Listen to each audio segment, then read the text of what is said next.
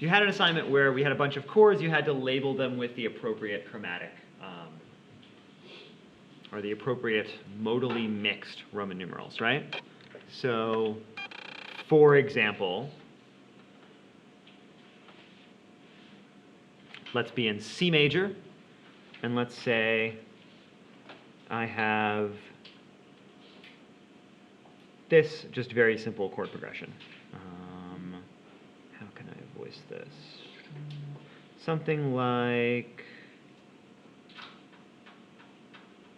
this.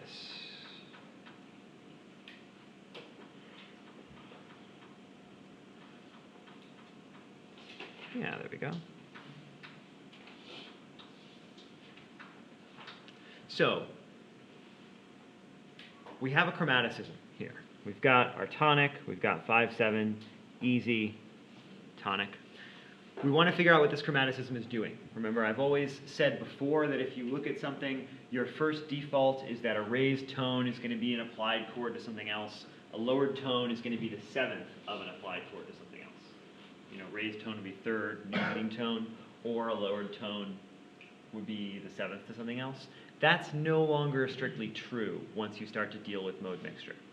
That's still the first thing you want to try, because statistically it's still the most likely thing that an accidental is going to do. But in this case, we have, what we would call a non-functional chromaticism necessarily. It's not a new leading tone that's pushing you to a new key. It's, just an alteration where instead of a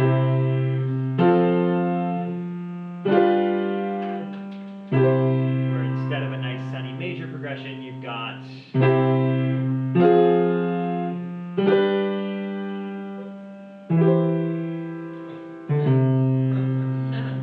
so, in this case, in terms of mode mixture, we're just going to write that this is minor 4 instead of major 4.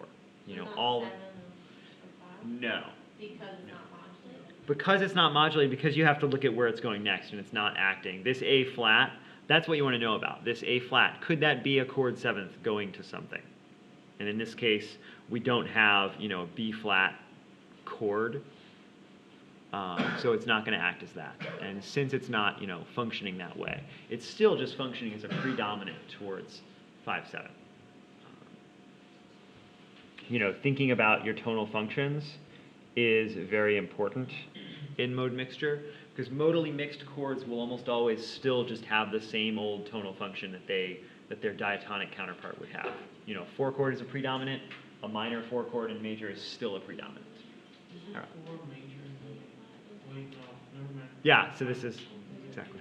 Yeah, no problem. Yeah. So the reverse of this is also true. If I had a progression where I have minor 1 chord and I want to throw in major 4, I want to have an A natural in there. The exact same thing is true. It's still tonic, predominant, dominant, tonic. The tonal function is still the same. It's just that, for example,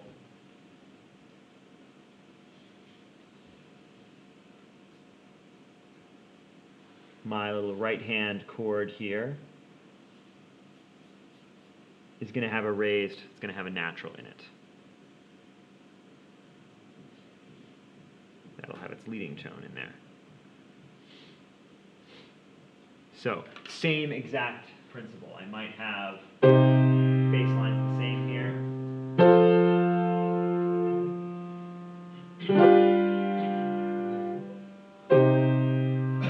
These are such short progressions, they sound a little bit weird, but the principle is the same, even if it's a longer, more complex one. So could this be on the test? Yes, Okay. it could be. In this case, it would be exactly like assignment 3 from a couple of days ago, where you have like chord progressions where you're just being asked to label what are the Roman numerals. Okay, so we would get it wrong if we did 7 or 5 in this case. Yes, Okay. because it wouldn't be 7. Yeah. Yeah, so when I say think about the accidental as being that other thing, I mean scale degree. You ask yourself quickly, could this be a chord 7th? Or could this be a chord 3rd? And in both cases, it's clearly not. So you have to move down the line. Okay, is this a modal mixture chord? It's sort of in the mental algorithm of how you approach this, you're asking yourself, could this be a leading tone? If we're in minor, could it just be raising the regular leading tone? And if not, is this just a modally mixed chord?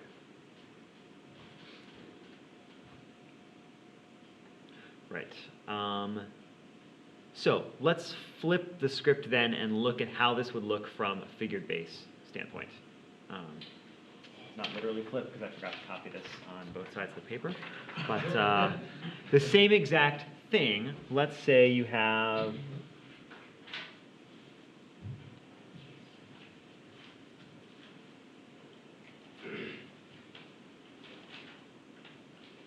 let's say we're working in figured bass. So your tonic has nothing. Your dominant seventh has a 7 there. What figure is the F chord going to have? If we're in C major and we want a modally mixed 4 chord, we want a minor 4 chord, what's the figure we're going to use? Eric. Flat 3? Flat 3 or just plain flat, yes. So there are two options here. You can either write flat 3, because I should put the figures up above like they usually are, flat 3, or you can just write flat. Because if you see just a plain accidental in figured bass, it applies to the third above the bass. So it's one of these two figures. So if you see this with just a flat sign and then 7, that means to play C major, F minor.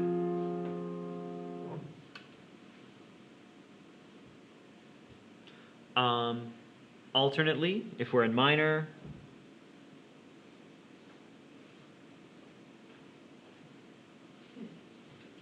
big accidentals this time.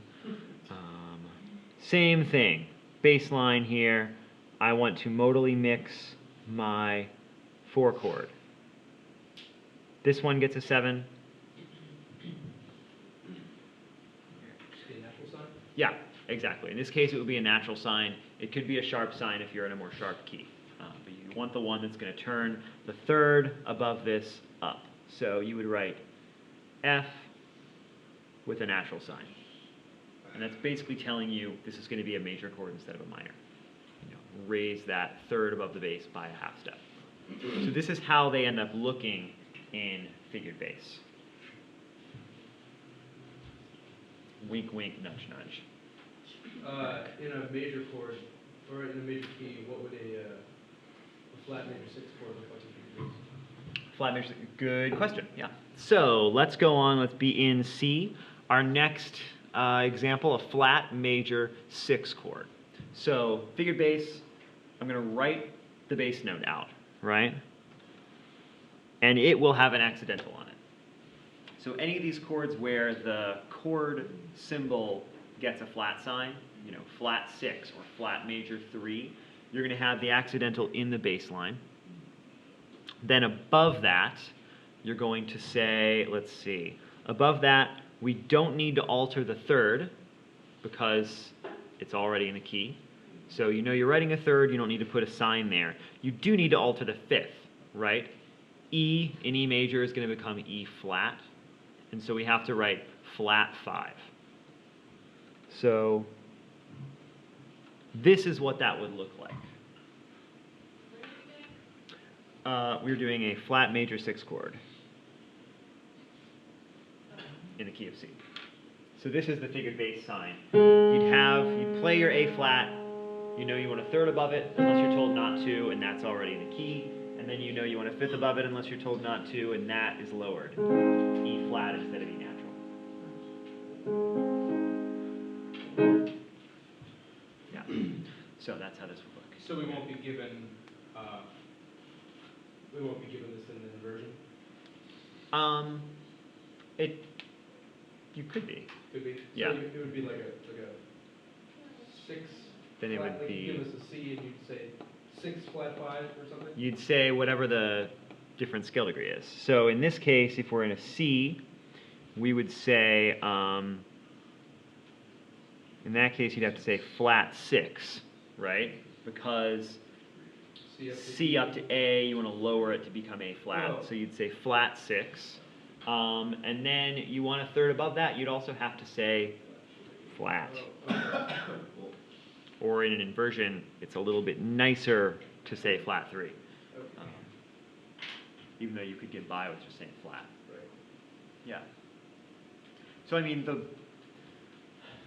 the downside of figured bass is that sometimes the notation ends up looking kind of convoluted like this. The upside of it is that it's completely mechanical. Like I trust that with, being able to interpret figured bass symbols, I could give you almost anything and you could mechanically apply the rules saying, I want a third, I want either a fifth or a sixth, assume a fifth if I'm not told otherwise, and that one needs to be raised, this one needs to be lowered. You would arrive at the right chord. Oh, a 3, sorry. Yep, that's 3. There we go. Yeah, because you need to alter the A flat that's above it. Let's just write over here where there's space. You need to alter the A flat, and you need to alter the E flat. So both of them get flat signs.